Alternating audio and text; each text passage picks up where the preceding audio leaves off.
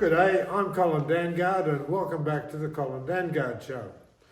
With me today is my very good friend John Slappy, and he's an amazing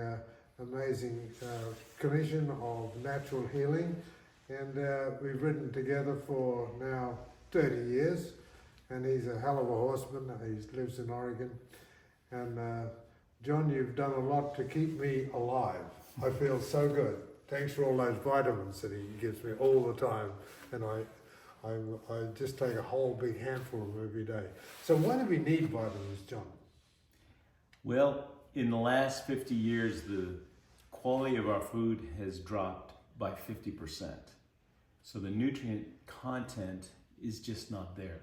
The soils are mined out because of all of the farming practices of using just chemical fertilizers and lots of herbicides and pesticides and things like that. The food does not sustain people. Like, they have to eat more of it, and it doesn't have the food value, and it's basically full of a lot of toxins.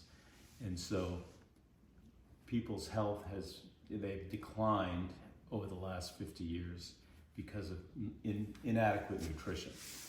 And so that's kind of what we think about today, is to try to find what we like to call a nourishing traditions diet, which is based on the work of Weston A. Price, who did some of the most groundbreaking research about 100 years ago and traveled all over the world and studied indigenous people and found people that were living as they had for thousands of years, right alongside exactly the same genetic types.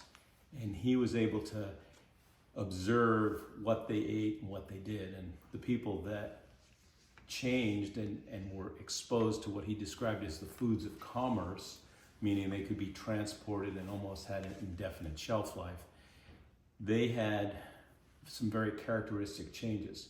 On average, they would have 35 dental caries or cavities, and along with that came heart disease, diabetes, and cancer. That's good observation, John, but my observation to that is, how come we live longer? The lifespan of Americans now is it's nearing 70, and it's climbing. So that seems in contradiction to what you were saying, that we are eating, but we're eating badly. So how come we are living longer? The marvels of modern medicine. I mean, we do have a very effective healthcare system in the area of acute crisis emergencies and trauma. We take our hat off to the Orthodox medical establishment because they do that really well, and that saves a lot of people's lives that in prior times they didn't have access to that. So what you were suggesting is that we'd have less trauma if we lived better, or we wouldn't have trauma so early, or we wouldn't have catastrophic illnesses so early, if we lived better. Chronic degenerative illnesses, those don't respond as well as the acute crisis type. And so basically they can keep people alive a long time using different types of meds, but the quality of a lot of people's lives are not near like it was back in the time when they ate their indigenous diet. I mean, the average person today, once they pass 60, could be on a half a dozen different drugs. And in prior history, that was not the case. And so the incidence of people dying from accidents and crisis and, critical situations has dropped. So there's a balance between all of that, trying to find that middle ground. And the people that Weston A. Price studied, especially when he went to Switzerland, he found the Swiss mountain people, and they hadn't gotten into this valley because they had to go to the top of the mountain. And these mountain people lived in these high alpine meadows, and they milked their cows and goats and grew their own grains and made their sourdough breads. And when he got in there, the people, the things he noticed was the incredible health of the people and vitality. And there was a few things he observed. They had no police, no doctors, no dentists, no tooth decay, and no cancer, no heart disease, no diabetes. The children could run around barefoot in the winter, through the creeks, rosy cheeks, seeming to be completely unaffected by the cold. From my observation, it seems that modern man has become disconnected from nature. You know, we have we have dogs and cats, and you and I have horses, which brings me to the horse as a healer. We are 5 million years old or 6 million years old, depending on what you're reading, and the horse is said to be 50 million years old. So somewhere along, the horse was really well developed when we were whatever we were 5 million years ago. And there's a lot of controversy about what we were 5 million years ago. So it seems to be open to question. But the horse seems to have been a constant companion of man, not like a dog, but seems to have been a source of first carrying burdens and getting us from point A to point B. And in the very beginning, we ate them. We gave that up, except some countries, France, are still doing it, but there you go. And so the horses seems to have evolved past the duty of being a beast of burden, but I feel that the horse is getting into a whole new era, and that is the horse as healer. There's lots of studies now saying that if you even put a hand on a horse, that they feel your energy, and more important, you feel their energy, or you feel the energy coming from the earth through the horse to you. And this is good. We get around in rubber sole shoes, and you've got rubber on your shoes, I've got rubber on my shoes, so we've disconnected from the earth a lot, except if you touch a horse. He's plugged into the ground. So what do you think of the horse as healer? That's a fascinating subject, and I can kind of relate back to where I was when I first moved to Malibu, and I was exposed to, it was horses, everybody had horses, and I met the guy who was the polo pro at the Malibu Riding and Tennis Club, and I'd work on him once in a while, and we'd get to talking, and I said, so where are you from? He said, Wyoming. I'm a Wyoming cowboy. And I said, so what are you doing here? He goes, well, I'm the polo pro at the Malibu Riding and Tennis Club. I give lessons. He goes, you want a polo lesson?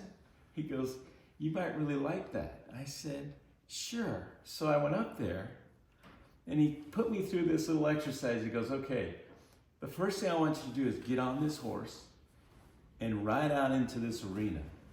And when you get about halfway across, close your eyes. And I'm thinking, oh gosh, what I get myself into here? So I get on the horse, and I just walk out there, close my eyes, horse stops.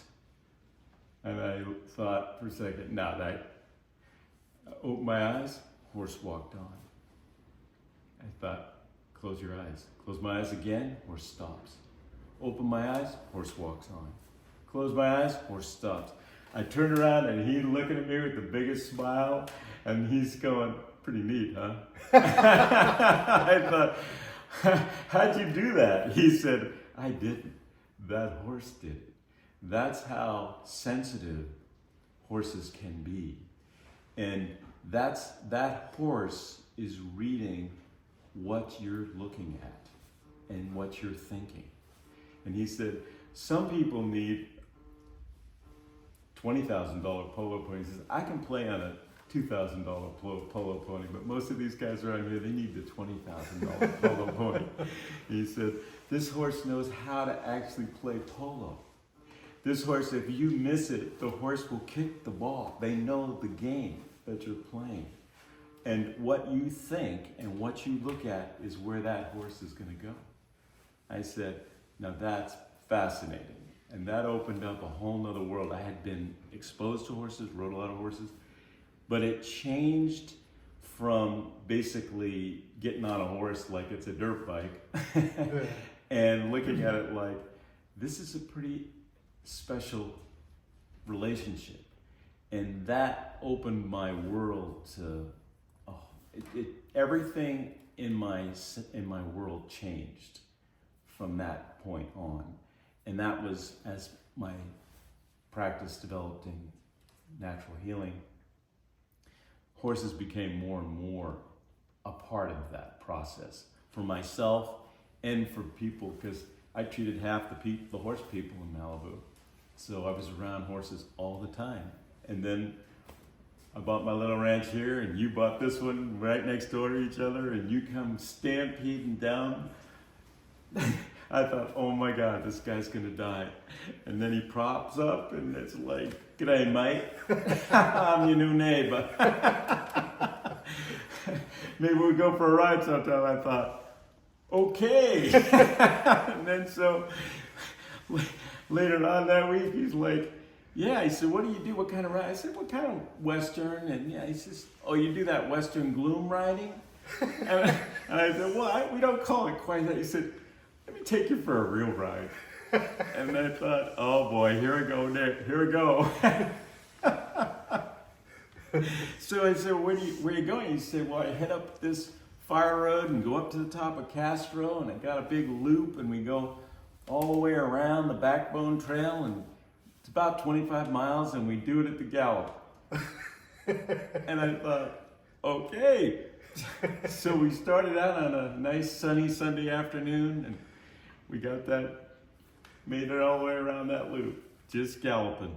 And then he said, yeah, we'll have to try this again. We'll have to try this, do a little night riding and try this loop. So that started us on a journey. Yeah. I can remember calling you and say, John, if you look out the window, what are you going to see? Nothing. It's dark. It's black as a dog's guts. And it's raining heavy. It's 11. And you said, it's 11 o'clock. Yeah, time to saddle. See you up here in 15 minutes. Bring your horse up and we're going to hit it. We're going to hit it bad. Hit it real bad. And that started a whole educational process. Like everybody would ask, about are you good horsemen? And we look at each other and go, well, pretty good, but we're more like horsebackers. We're pretty good. We're pretty good at staying on in the rain and the mud and the blood and the beer. People ask me, they said, how many times have you fallen off a horse? I say, well, none really. But you've had lots of injuries. I said, yes, all crashes. I crash horses. I don't fall off them. I crash them. And that's through my own idiocy, right? Going too fast on a dark and stormy night, rainy, galloping down hills. Well, the horse has a great instinct for survival. As I said, they've been around 50 million years. We've been around 5 or 6, whatever you want to believe there. So there's a reason they've survived so long, is they're thinking about themselves. I'm always amused. People say, well, my horse loves me. I go, yeah. That horse loves you feeding him. That's what he really loves. It's kind of like that partnership, It's the partnership of two athletes, as they say. And the horse has that's the growing part, the development of intuition, and the horse has it. They don't have to learn that, but we can learn that from them. And we would get to the point where we're just riding. I go, Colin, how do you know when the horse is gonna jump that gully or when the horse is just gonna run right down it and up the other side? And he goes, I don't. And I said, how do you ride it? He goes, I can't even see it sometimes, so I have to totally ride by my intuition. I know the horse knows exactly what it's going to do, And it can do either one of those. It can either jump it, or depending on if I want to ask for it, or if I can't see, I'll let the horse decide, and I just go with him.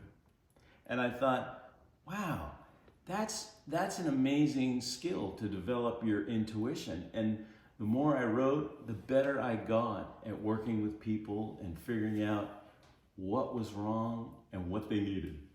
It's the same kind of intuition, but there's not very many ways in our society today where we have an opportunity to learn how to become more intuitive. You grew up in the outback with people that had an incredible intuition, and they didn't learn how to do that. They never lost it. Yes. And those stories you used to tell me about those people, those abos going out into the roughest ecosystems in the world, the ones that sustain the least amount of life with nothing. No clothes, no food, no water, no weapons. Roll in the mud and head out. I thought, wow. It's a very interesting thing about rolling in the mud.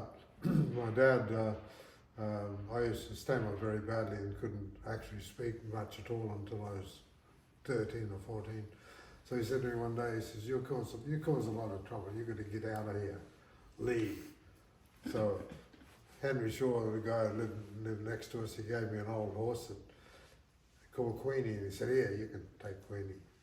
And he says, I want to get rid of that horse, I'm going to either shoot it or get rid of it or something. He says, you can have it. I said, oh, good. So I get hold of Queenie, it's exactly about the same time Dad kicks me out of the house. So I go bush, ride 30 miles through the bush to a lagoon I knew was there. I'd been there a long time before when I was a kid. Walked there actually. It's a long walk. And rode my horse there, found the lagoon. And I thought, wow, this is great. And I, as a kid playing with Aboriginals, they'd laugh at me because I was so white. So I'd cover myself all in mud. And then they'd kind of accept me a lot better. And then I'd play with them, have a good fun, throw spears and boomerangs. And I developed quite a good skill at throwing spears. In fact, somebody said to me recently, they said, what are you really good at? And I'm thinking for a while, I'm thinking, yeah, what am I really, really good at? I said, I'll tell you what I'm really, really good at. Spear chucking. And bullwhips. I lived through the bullwhips. Yeah, but the first thing I did was cover myself in mud, and did a couple of things. One, protected me from the elements. The sun didn't burn me up. I covered all my face, my hair, everything. Just made a lap out of a burlap bag that I'd found, and the mud was great protection. The sun didn't get to me, the bugs didn't get to me, and at night I slept in the mud. I didn't have a bedroll or anything. I just covered myself in mud by the fire, and it was the fire was right beside the lagoon, and it was soft mud, clay mud everywhere. So I just covered all of that. And I'll tell you, laying in the mud was a hell of a thing. I think they call that grounding today. Yeah. They actually use it as a therapy, and they take your shoes off and walk around in the dew in the grass in your backyard, or walk in the dirt. But there's something to be said for that. So I go into the bush, basically didn't go to school, so I'm illiterate, but I could read, and I had a whole bunch of, I had several Jack London books, and I consumed Jack London books, so I love Jack London. And so I'm in the bush, covered in mud, sleeping in the mud, and I'm spearing fish and spearing wallabies, and I'm good with spears, so I had plenty of food, plenty of water. There was nothing bothering me in the bush. It was fabulous. Here I was feeling self-sustained, and I'd talk to my horse Queenie. I'd tie Queenie up there, and I started to realise something, that I could speak normally if I was speaking to the horse. I thought, now isn't that the strangest thing? I can speak normally if I'm talking to a horse. That's really odd. So anyhow, my mother used to hang a sugar bag full of some flour and tea and self-raising flour and some other stuff and some bully beef, and she'd cook up a big roast beef or corned beef. Mostly she cooked, hang it in a burlap bag from a tree, from an intersect, from a little curve in the road, in this country road. It's 30 miles from the lagoon, so I used to ride 30 miles out to this tree every weekend. She sent a message that she was going to hang this up in the tree on a Friday. She was concerned about my safety. My dad wasn't, but she was. She was wonderful. So I'm out there one day to pick up my sugar bag, and an old truck pulls up right there beside the road. I'm thinking, oh. My first instinct was to gallop off. I thought, no, if I gallop off, that's going to signal the occupant of that car, that truck, that I'm a runaway. And I am a runaway. The police are looking for me. I should be in school. I'm considered bad news, and I learned to fight pretty good, and I beat up a few kids, and now I'm not just a runaway, but I'm a dangerous runaway. I hurt people. Well, they were insulting me because I couldn't speak properly, so I just deck them. And so I just, I'm looking at this old guy. He gets out of his truck and he says, I'm sitting on my horse, Queenie, and he says, what are you doing out here? I said, oh, just riding around, you know. Oh, yeah, just riding around. Shouldn't you be in school? I tried to talk with him, but I started stuttering again. And he said, oh, you have trouble talking? I said, yeah. He says, well, he says, He says, well, you've got to go to school. I go, no. And he says, well, if you don't go to school, what do you want to be when you grow up? I said, a writer. A writer? He said, do you read? And I said, yeah. I reached back in my saddlebag and I pulled out a Jack London book, Call of the Wild. I said, yeah, I read Jack London. Look at this. He goes, oh, he said, I read Jack London too. So we started talking about Jack London, and that was really good. He said, come by here every Friday, so I'm going to leave a present for you under that tree, under that gum tree next Friday. I said, yeah, okay. So I ride back to my camp. Oh, and all week I'm just can barely sleep, thinking about what's going to be under that tree. I just couldn't get it. Couldn't get into my head what's going to be on that tree. What's he going to give me? I thought, well, maybe he's going to give me some Jack London books. Yeah, that'd be good. But I got every Jack London book ever written. So, yeah. So I thought, I hope he's going to give me something else. And I didn't know what he's going to give me. So I get up early that morning on Friday, ride out, and there's my mother's hung the sugar bag up to the tree. I see that one. And I look under the gum tree, and there's an Olivetti portable typewriter. An Olivetti portable typewriter. I looked at that and I thought, oh my goodness, a real typewriter. And he had rolls of paper and some spare ribbons and things, and I said, oh, that's really awesome. A real typewriter, yeah. And at school I banged away on the keys at this horrible convent school I went to, goddamn Catholics.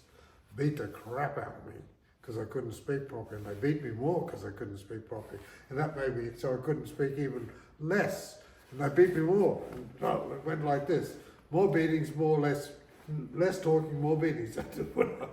Horrible. So anyhow, I thought this is great typewriter. Yeah, so I can get this typewriter, and I balanced it on Queenie. I had that whole saddle that I actually bought myself. It wasn't that good, but it was good enough. So I balanced this typewriter on Queenie, rode off 30 miles. It was the longest ride I ever did on balancing this typewriter like it's gold. And so I started writing stories, and I go out and give it to the old guy, come back every Friday. We go and post them, and one day I go out one Friday and he says, I got news for you. I said, yeah, what? Got a check for you. I got an acceptance letter from Man magazine on one of your adventure stories. I said, really? So I was in business writing. So it's brings me to the horse. With the horse, and maybe the mud too, I don't know. But with the horse I learned to speak. And I would go on to become one of Australia's most famous journalists, and I had a talk show, and I was on television, and it often occurred to me as I'm speaking to millions of people, I'm speaking normally. I thought, wow, if it wasn't for the horse, I'd still be wanting to complete just one sentence. I'm sure that relationship with the horse, knowing what we know and watching that whole connection between human and horse and the effect on the human body, just being close to them, and all of the research that's being done more recently about the heart and the size of the horse's heart, the size of our heart, that the heart has a more powerful electrical field than our brain, and something about you being in close enough proximity to that horse caused your anxiety to drop to the point where you didn't stutter. And that was the horse basically healing that condition in your body, just by the sheer presence of you being in that close proximity and continuous. And the more you did it, it just actually literally healed that situation that was generated, because they don't really understand what makes people stutter, but they surely know that when they get more nervous, they stutter more. They stutter more, yeah. And so something took you through the journey to get to the other side of that. So there's people who talk well, they'll stutter too if they get like Yeah. You start doing that. So it's but in my case it was a condition that was quite severe, and it really, you couldn't be in school, you couldn't pass, I never passed any tests, and I was in this terrible convent school. The nuns would beat the crap out of me every time, and finally they decided I should not be in a classroom because I was incorrigible. That was the word they always use. I'm incorrigible. I said, wow, I'm incorrigible. And wow, what a big word. I must be important. I'm incorrigible. Wow, that's a big word. Anyhow, they kicked me out of the classroom. There's only like 12 people in the class, and most of the time I'd have to stand in the corner looking at the corner, and they'd say, well, apparently somebody said that's a waste of time, we should be doing something else. So they sent me out in the chicken coop to look after the chickens. So I'd seen at a sideshow a hypnotist, he'd hypnotize people, and I was fascinated with this, so I got hold of a chicken, and I thought, I'm going to hypnotize this chicken. So I put the chicken's beak on the ground and drew a line from his beak like this, repeatedly, and just held him nice and gently, and drew a line from the beak, and sure enough, the chicken's eyes started to close. And I thought, that's a wonderful thing. I hypnotized the chicken, I'm looking at it, wow. And Sister Mary Aloysius was in charge of the convent, and she had sent me out to watch the chicken. So I'm very fascinated with this chicken. So I sneak up, I go back to the chicken coop, get another chicken, I start rocking it, and I put it beside that chicken. And it seemed to consolidate their sleep. So I got another third chicken, put that there, and a fourth chicken. Ended up with a stack of chickens this big, and they're all sleeping. I thought, this is the most fascinating thing I've ever seen. Sister Mary Aloysius comes flying around, and she's got a big old cape on, the white beard, the cane she uses for beating everybody, including me. She says, there you are, you're the devil, I knew you were the devil. Look at these chickens, they're all, the chickens are, rah! That was my last day at school. But anyhow, but the typewriter did change my life. I started writing short stories, and we're getting published first in the men's magazines, and my Aunt Mary got a hold of it, and she was my champion. Aunt Mary was. She lived in a neighbouring city, down on the coast, and I'd go and see her, and she says, you know, you're wasting your time writing these men's magazines. I don't pay for anything. She could write romance. I said, romance? What's that? Romance, romance. So she gave me some romantic books, and I started reading those. And I thought, it's easy enough. So I'm 14 and the sap's rising in it. So easy to imagine me with a babe. Yeah, I'm getting this together. But so the horse as a healer for me, I think was made a big contribution. Have you seen that in your practice, people with horses? Yes, it's like when people get exposed to horses, they're either hopelessly addicted or they're scared and they go, no, it's too much. They can't exceed their fear. But the ones that have a good experience and can exceed that, and they're big animals, and there's always that question: am I going to be safe until you really have a relationship with them? But once you get to where you are comfortable, then it starts to get more and more special. And as equine therapy is now a very recognized, legitimate therapy. I have patients that are autistic and they get on horses every week now, and it's completely changed them. And they look forward to that, and their whole countenance is influenced. And then people that are anxiety ridden, they get close enough to a horse, the horse's heart overrides them, and when they get within a certain distance to the animal, they can feel the effect. And they don't have to understand it, they don't have to do anything other than just show up, just be present, just get close enough to them. Start with brushing them and eventually get on them, and the effect just gets more profound. And the horses are having a similar effect. I mean, we'd be riding twice a day, and we'd come home from work, and the horses would be just standing there prancing, waiting, like, we're gonna go. And they loved it as much as we did. And then taking them out and stampeding through the dark and trusting them, and they're trusting us.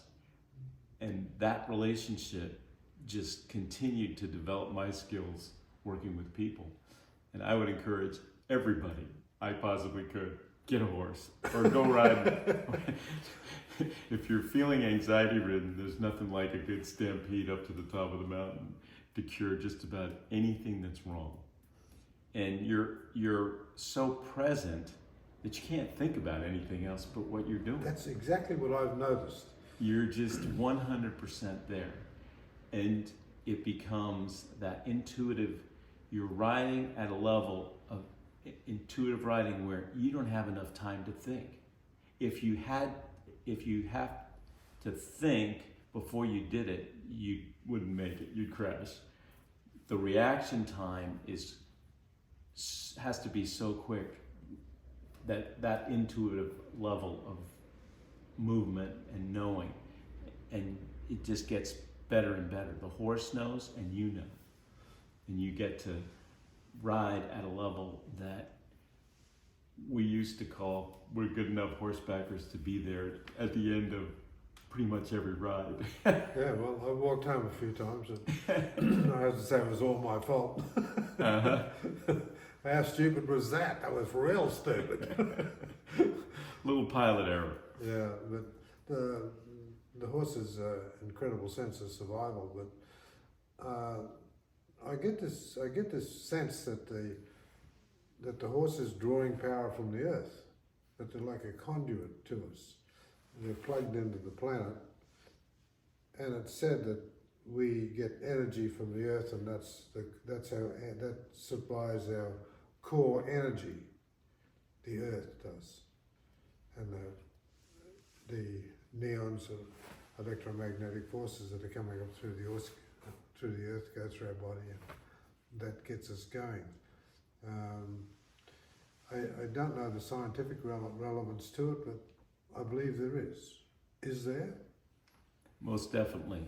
And you can take it all the way back to the original, the first profession were pastoralists, people that herded animals. Right after hunter-gatherers, it was pastoralists.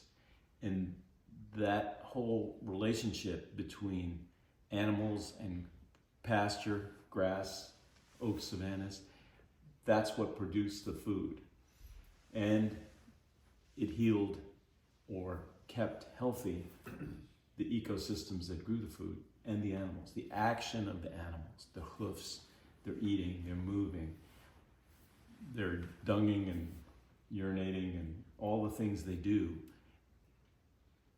cause that system to build soil.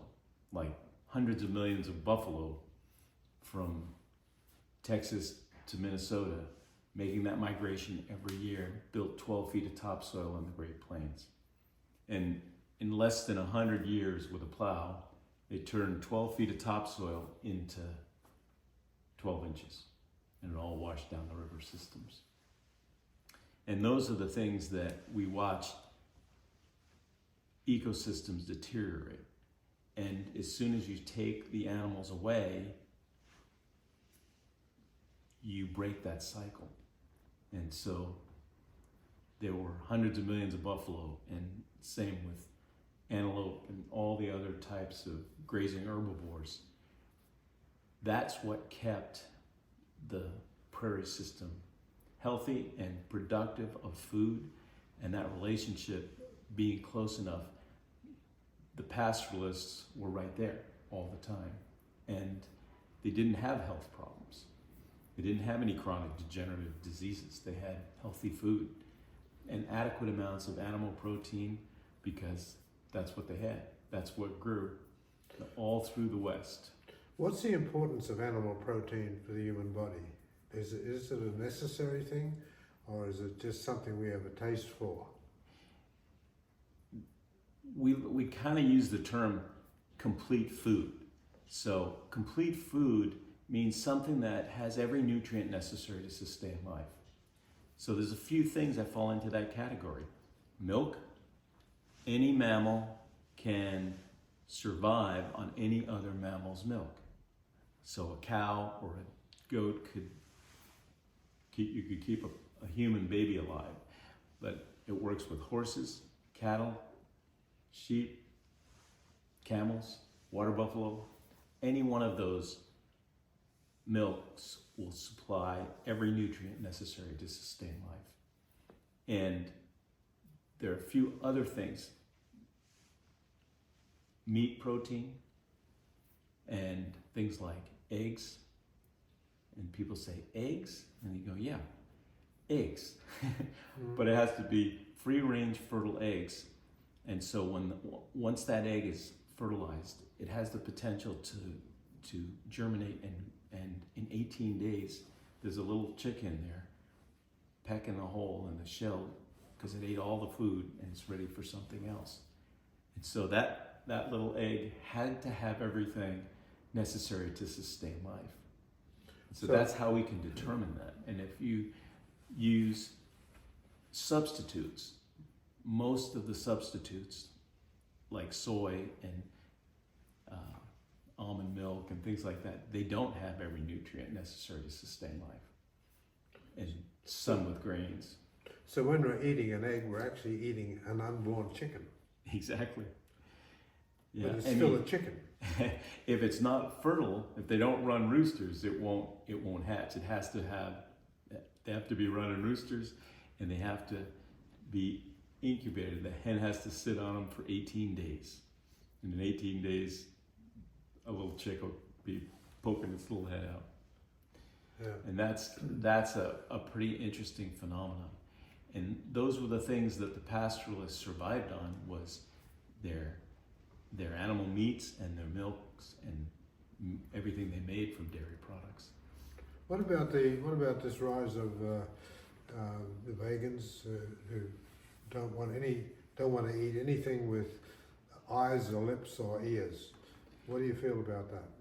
It works fine until they exhaust the vitality of youth and all the reserves, and then they start deteriorating. They become anemic, they start wasting muscle, they can't make hormones, their fertility level drops. We're at the point where it's half the young women now are having trouble getting pregnant. Really? And it's because the quality, so we have access to all kinds of dairy, but it is not the same as the dairy from the way that the pioneers and the indigenous people used the dairy. They're using a lot of technology to make it, give it an indefinite shelf life, and they're feeding it everything but the natural prairie grasses, which is what herbivores are supposed to eat. And that's the problem with the quality of those foods now. And so the people that get on the bandwagon for vegan and vegetarianism are responding to animals that are raised in confinement and foods that have been adulterated and cause health problems. And so they just basically throw the baby out with the bathwater. But there's a huge difference if they can eat and find good, high quality proteins. Their health will be much better and they will regain their health. And that's what most of them eventually figure out. I get them coming to me every day with those problems, and it's like, where are you getting the B12? We do a couple simple tests, and if you're anemic and you can't make hormones and they don't have menstrual cycles, it's like you're starving. You're not getting near what your body needs. And so those are the things that help people. And the idea that there's too many animals is a complete scientific falsehood. There used to be many, many, many times more pounds of animal just as recent as 500 years ago, sustained on the continent of North America. There used to be not only hundreds of millions of buffalo, but 200 million beaver. And those beaver, people think a beaver is about like that, but they had beaver the size of Volkswagens back then that could take down and build massive dams. 8% of the North American continent used to be covered with, 8% more was covered with water from all those beaver dams in the upland areas, slowing the water down and infiltrating it into the ground. And then the grasses would grow and the animals. The blueprint of nature was you needed those, the action of the hoofs, and in a dry, hot summer environment, you need the rumen of a cow or grazing animal that's an herbivore to basically ferment all those grasses and break them down, because in the dry climate, it just oxidizes instead of organically decomposing. So they put that 50 pounds of material come out of the back end of a cow or a horse or a buffalo a day between the manures and the urine, and that's fertilizing that. And so when they go through in a huge number, like what Lewis and Clark recorded, standing in one place, the buffalo would come by and they could see them as far as they could see to the horizon was black. To the left, to the right, and in front of them. It took 2 weeks of the buffalo moving continuously in front of them for the herd to pass. And once it did, there was nothing left for their animals to eat. And those buffalo didn't come back there for a year. Wow. And that process was nature's process, and there were, the combination of all of the different grazing animals produced that kind of a healthy ecosystem. Is there an enzyme in meat that's not attendant in vegetables or other green stuff? There are enzymes in meat, but we have the enzymes. We have the capability to digest meat and animal proteins in what we would call our first stomach. And another big fallacy is they say, well, look at the cow and look at the horse. They all eat grass and look at all the muscle they make. And they don't know the difference between a ruminant and a monogastric animal. Ruminants have 4 stomachs. The first 3 stomachs are fermentation vats, large fermentation vats. And so they are eating grass and browse and leaves and all kinds of things, and then growing bacteria. And the bacteria produce the nitrogens. They fix the nitrogen. And people think that the cows are making muscle from eating grass, and it's not. They're growing animals in those first 3 stomachs, and in their 4th stomach, it's an acid bath stomach where they digest the microscopic animals they grew in the first 3 stomachs. And that's where they get all the muscle mass. And in our area, in the spring and the summer flush, those cows can put on 2 to 3 pounds of meat a day. Your area, that's northern Oregon, right? Yeah, north from California, but we're in the southern part of Oregon. Yeah, right, yeah. And that process is something that is very misunderstood. And that's the fallacy that they don't have rumens and they don't have that kind of a digestive tract. We have in our first stomach, we have hydrochloric acid. We can eat animal protein and digest it. And then in our small intestine is 25 feet and our large intestine is 3 feet, and at the very end, and that has an acid pH. The small intestine, we use digestive enzymes to break down those animal proteins. So the acids fracture the proteins and make smaller chains, and then the enzymes that we dump from our pancreas into the small intestine finish the digestive process where it goes for 25 feet, and the large intestine is where we have our bacteria. So the Lactobacillus acidophilus creates an acid pH in the large intestine, and we grow these bacteria there, and that's the final 10% of digestion, and then we assimilate that in that, take the water out also. That's the path that the food goes through. And so there's very distinctly different digestive tracts. Canines and dogs, cats, mountain lions, they have 5 times more hydrochloric acid. They can eat dead things. We can't eat dead rotten meat. We have to have fresh meat. So those are the distinctions. So we have some canine teeth for ripping and tearing. We have our molars for eating some grain. So there's this sort of, we have the most diversity. We can survive on all kinds of things. And because our body is capable of storing things for long periods of time, we can survive deficiencies for long periods. But if you continue, eventually you just run those stores down to the point where now you're creating diseases, and there's a whole list of deficiency diseases. Not enough vitamin D, and you get rickets and bow-leggedness and bones that don't form right. And half the British Navy died from vitamin C deficiency, and they thought it was a contagious disease, and they would isolate them, and one person would get sick, and then they think, oh, that person, and another sailor would get sick, and they'd isolate him, put him in quarantine, and then another one would get sick, and they see they're spreading it.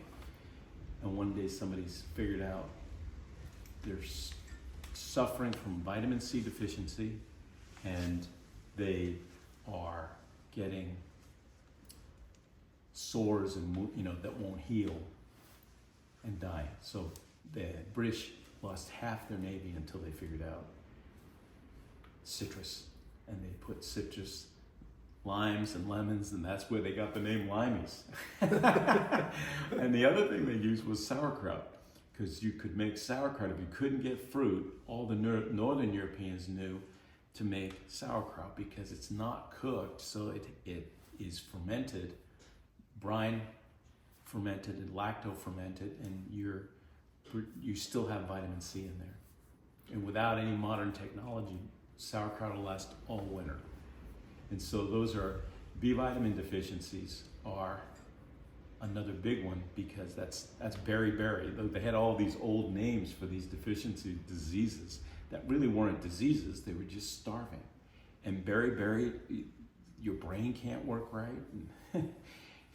So your digestive tract begins to shut down without adequate amounts of B vitamins. And that's what's stripped out of. The more they process grains and the foods we eat, they destroy the B vitamins. And so then we can use supplements, but supplements are to 3 good wholesome meals a day. You know, they're there kind of as an insurance, and you can use them clinically. And vegans have a hard time getting B vitamins, particularly B12. There are very few. Which comes from beef? That's why it's red. B12 is what helps the body make red blood cells. Our bodies, animal bodies, and that the B12 and iron are necessary to make hemoglobin. Hemoglobin is a interesting molecule. It's identical to chlorophyll.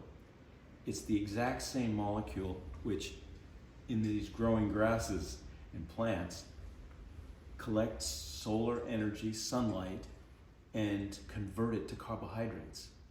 And then the animals eat that, and then we build red blood cells with hemoglobin, and it's the same structure except for the central metal. In chlorophyll, it's magnesium, and in hemoglobin, it's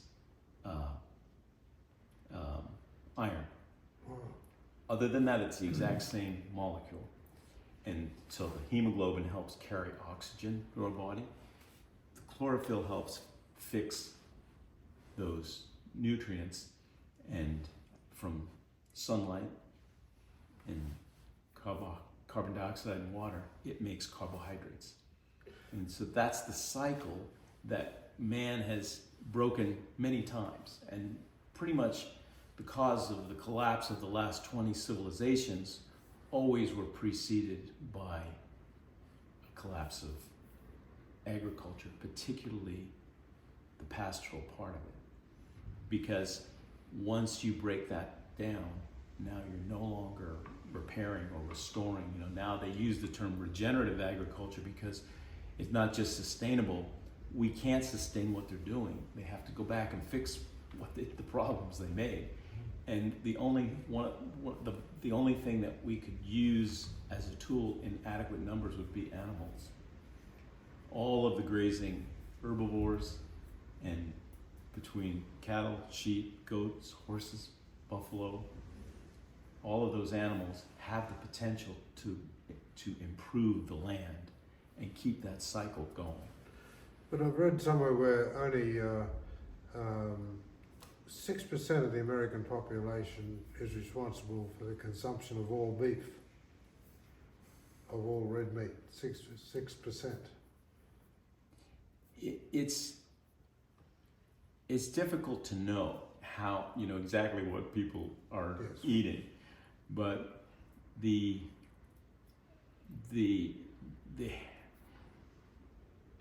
they still have to get a certain amount of that animal protein. And a lot of people don't realize how much they're getting. Maybe they're not drinking milk, but you know, there's cheese and yogurt and cottage cheese and butter and all these other things that Yes, are made from dairy products. And that 6%, I don't know exactly what the numbers are, but it's something that the longer it goes, the less healthy people are becoming. Yes. Until they can't propagate and their brains don't work right. That's what Weston A. Price, he discovered that studying those indigenous people, and that the healthiest people that he could find all had 3 common denominators. They all ate different things, but adequate amounts of animal protein was always included, and then a certain amount of their diet was raw, and a certain percentage had lacto-fermented foods. What do you think about the theory that the human brain, while we are said to only use a small percentage of it, that small percentage is not being used as well as it once was?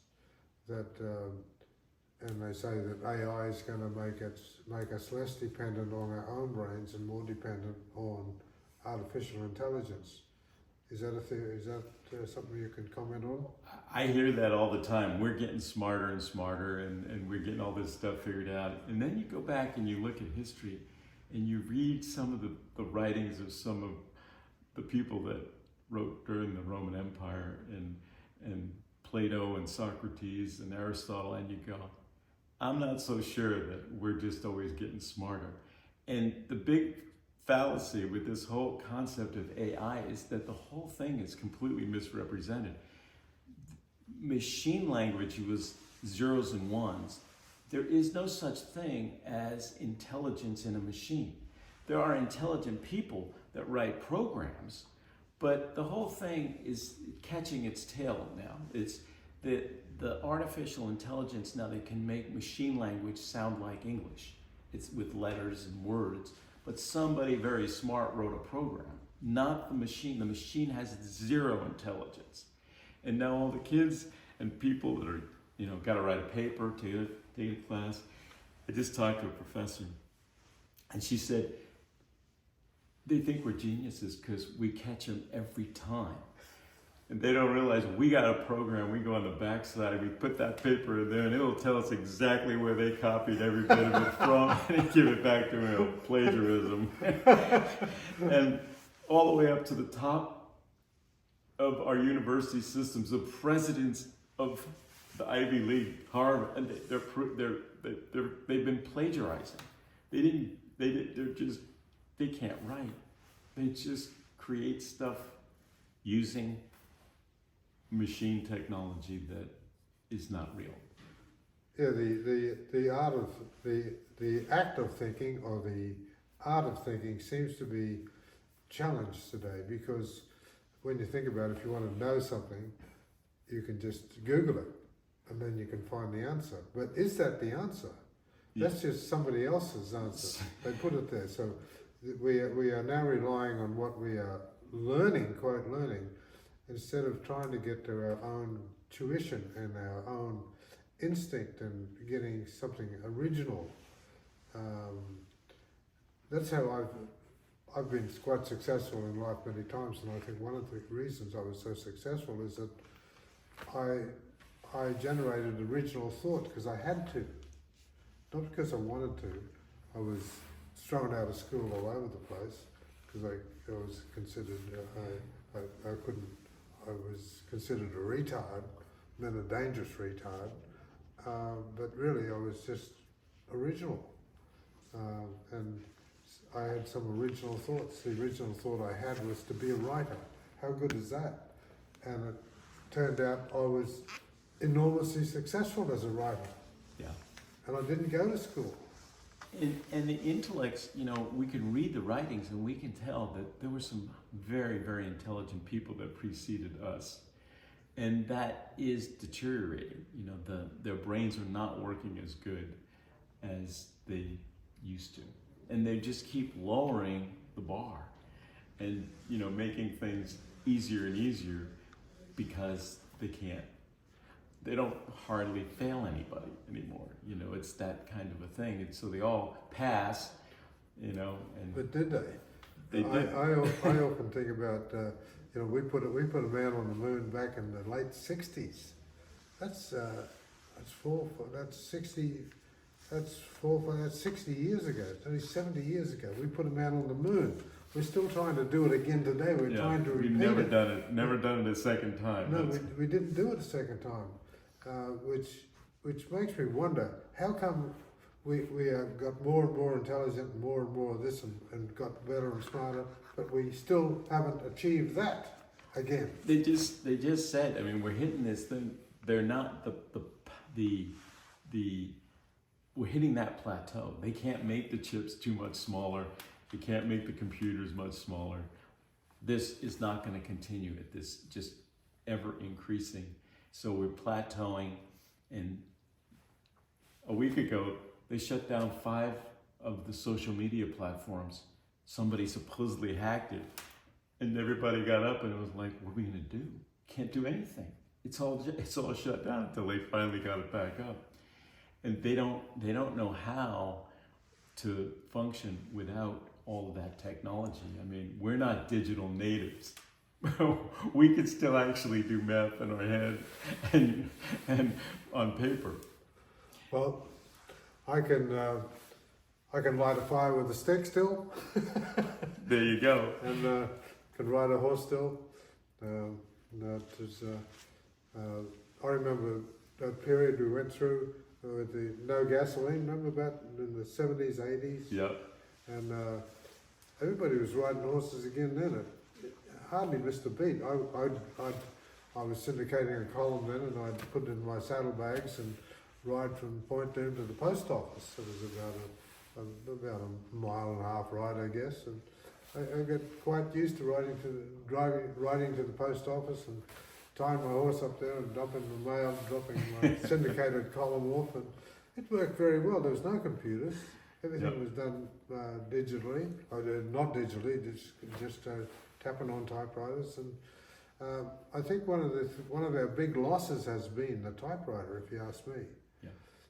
A typewriter, when you think about it, you can type something on a typewriter, and if you don't like it, or you think it could be embarrassing, you take it out, and you can actually destroy it.